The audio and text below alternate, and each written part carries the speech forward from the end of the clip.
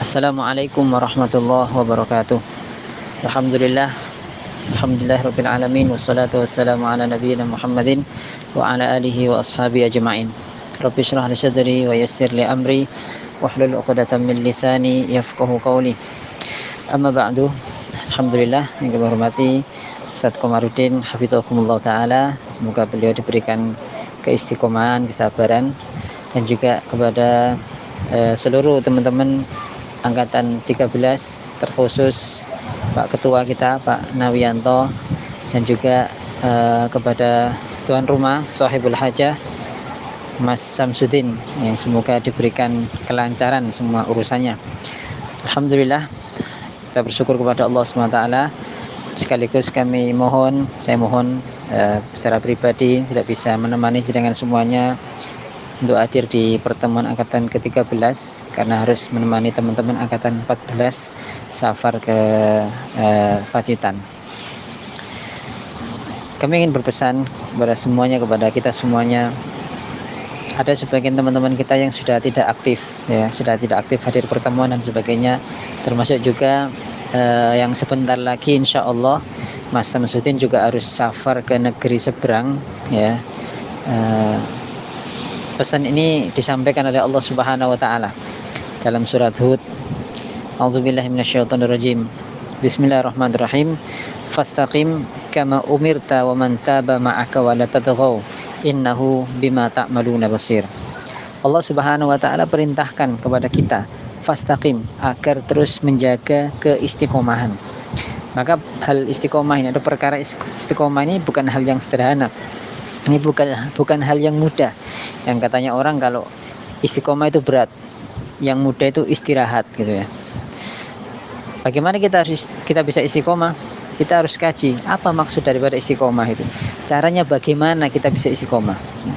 Maka para ulama sampaikan ada beberapa hal yang bisa membuat kita ini tetap istiqomah dalam ketaatan kepada Allah SWT. Istiqomah dalam menjalankan perintahnya, istiqomah untuk menjauhi larangan-larangannya. Dan ini harus kita ikhtiarkan, bukan hal sederhana datang secara sendirinya, tidak, tapi harus kita usahakan. Hal pertama yang membuat orang menjadi istiqomah yaitu dengan menjaga niat, menjaga keikhlasannya hanya kepada Allah SWT. Ketika seseorang ibadah karena Allah, ketika seorang menghadiri majelis taklim karena Allah, orang itu meninggalkan kemaksiatan karena Allah, maka Allah Subhanahu wa taala akan membantunya untuk menguatkan dirinya tetap dalam kebaikan. Lalu apa yang dimaksud dengan ikhlas, ya? Pengertian ikhlas ini bisa kita dapatkan pada surat An-Nahl, ya, surat An-Nahl ayat yang ke-66. A'udzubillahi minasyaitonirrajim. Bismillahirrahmanirrahim. Wa inna lakum fil an'ami la'ibrah nusqikum mimma fi butunihi min baini farthin wa dhamin labanan khalisan sa'ighan lisyaribin. Pada ayat ini Allah Subhanahu wa taala menjelaskan kepada kita bahwasanya di antara nikmat atau karunia Allah yang Allah berikan kepada kita, yaitu kita diberikan air susu yang bisa kita minum dari hewan ternak, ya. Nusqikum mimma fi butunihi. Dari siapa? Dari al-an'am, dari binatang ternak tadi. Nusqikum mimma fi butunihi min baini farthin wa damin. Dan air susu ini itu keluar di antara farthin wa damin, di antara kotoran dan darah, ya. Sehingga di antara kotoran dan darah ini keluar apa? Labanan kholisan. Kita ingin mengambil pengertian kholisan di sini. Labanan kholisan, susu yang murni, susu yang bersih, yang tidak tercampur dari kotoran dan darah. Padahal susu ini keluarnya, ya, munculnya di antara kotoran dan darah, tapi tetap bersih, tidak bercampur kotoran, tidak bercampur dengan darah. Maksudnya apa? Keikhlasan itu memang harus bersih, maksudnya. Orang yang ikhlas dia harus benar-benar menjaga niatnya, tidak bercampur dari kotoran dan tidak bercampur dari darah, ya. Jadi ketika keikhlasan itu ada pada diri seseorang, dia akan mampu memberikan pengaruh yang luar biasa, baik untuk dirinya maupun untuk orang lain. Sehingga di akhir ayat Allah sampaikan sa'ighal lisyaribin, sehingga orang itu nyaman minum darinya, minum dari susu yang bersih tadi, tidak bercampur darah dan tidak bercampur kotoran.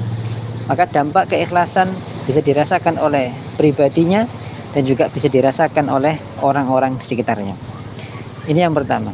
Maka seseorang diberikan keistiqomahan ketika dia berusaha untuk menjaga niatnya, niat ibadahnya, niat ikhtiarnya karena Allah Subhanahu wa taala.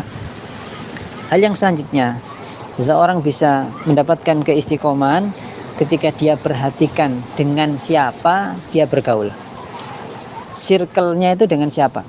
Kalau circle-nya dengan orang-orang yang baik, orang-orang yang ikhlas juga, orang-orang yang taat juga, maka insya Allah minimal dia malu lah, izin kalau melakukan dosa di antara mereka gitu.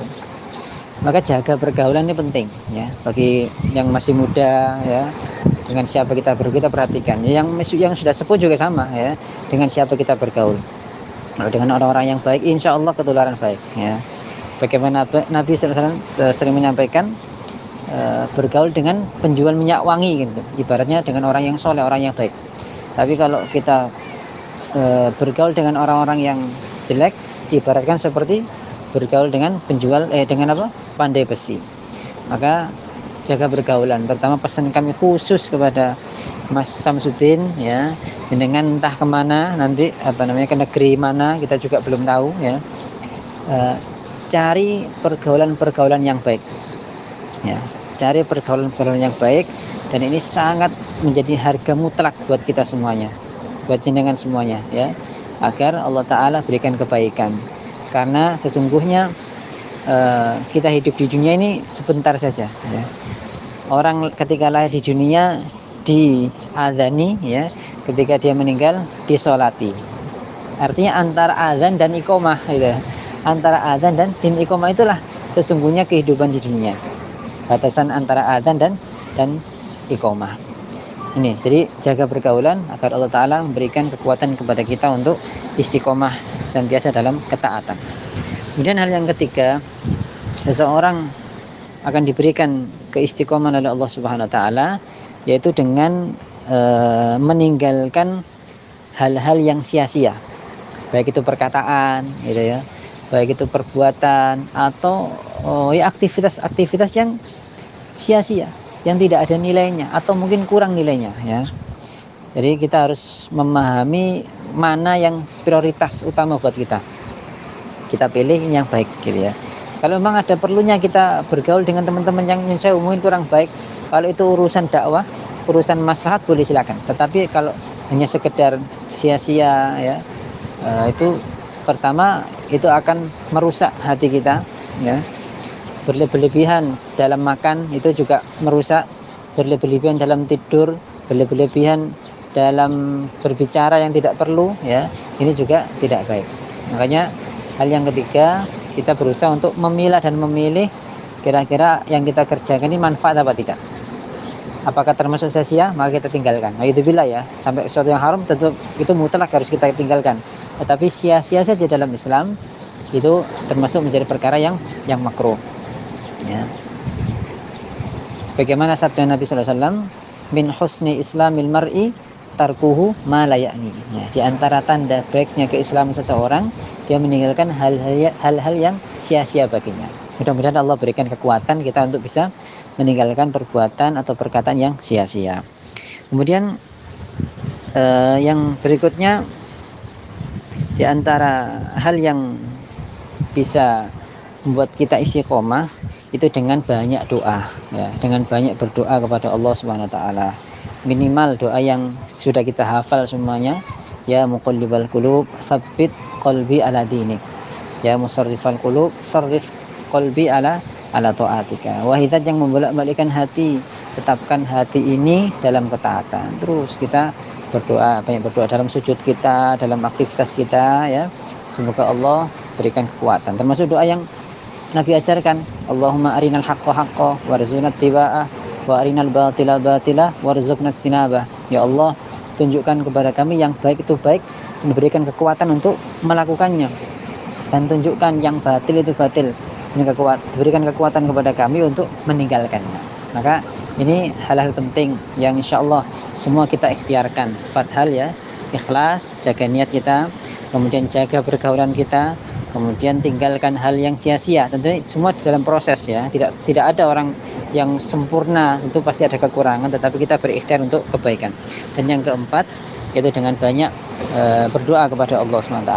Saya kira itu pesan kami kepada kita semuanya. Mudah-mudahan ada manfaatnya, dan sekali lagi mohon maaf sekali tidak bisa menemani, dan insya Allah diwakilkan oleh Sekjen ya, Ustaz Komar, sekretaris ya, yang hadir di acara jenengan. Mudah-mudahan ada manfaatnya, dan barokah buat Mas Samsudin, barokah buat Pak Ketua yang katanya pemilihan presiden pemilihan ketua ya. Monggo itu dibicarakan. Barokah buat teman-teman angkatan 13 semuanya. Barakallahu fikum, jazakumullah, astagfirullah minkum. Assalamualaikum warahmatullahi wabarakatuh.